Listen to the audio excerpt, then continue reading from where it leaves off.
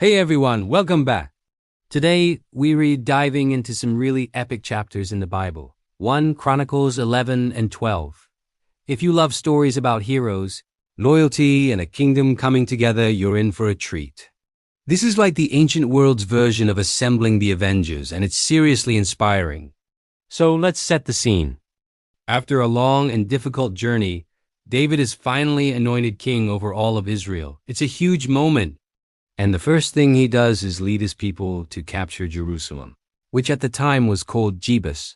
The Jebusites were pretty confident, taunting David that even the blind and lame could defend the city. But David issues a challenge. Whoever leads the attack will become his commander. And who steps up? Joab, David's own nephew. He leads the charge, they conquer the city, and Jerusalem becomes the city of David, the new capital. This victory isn't just about military might. It's a statement. It shows that with God's favor, David's reign is off to a powerful start. The narrator even says, David became more and more powerful, for the Lord of hosts was with him. That's the key right there. His strength came from God. Now, for the really cool part, the assembling of David's mighty warriors. Chapter 11 introduces us to his elite special forces, the mighty men. These guys were the best of the best, incredibly skilled and fiercely loyal. We get a list of names, and each one comes with a story of incredible bravery. First, there's Jashabim. This guy single-handedly took on 300 soldiers with just a spear and won. Can you even imagine that?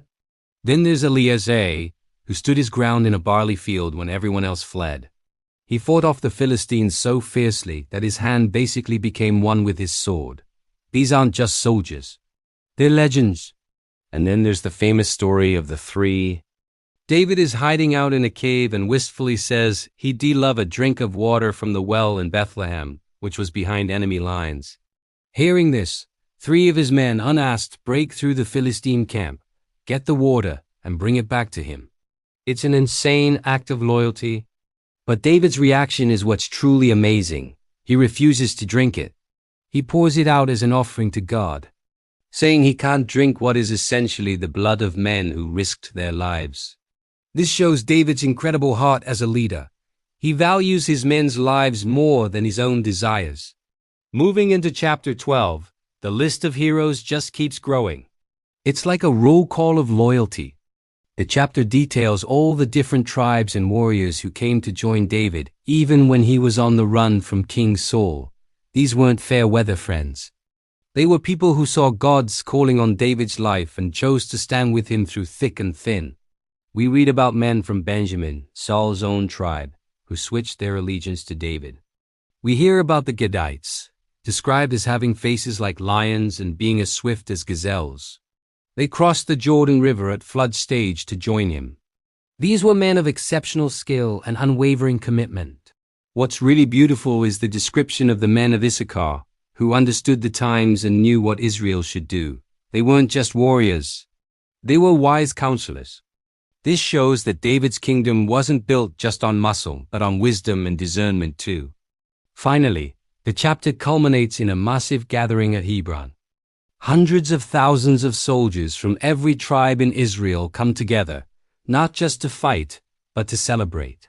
They arrive with a wholehearted or loyal heart to make David king over all Israel. There's a 3-day festival of feasting and joy. The division and civil war are over. The nation is finally united, celebrating the leader God had chosen for them. So what can we take away from all this? First, true leadership inspires loyalty. Not through demands, but through character and humility, like David pouring out the water. Second, unity is powerful.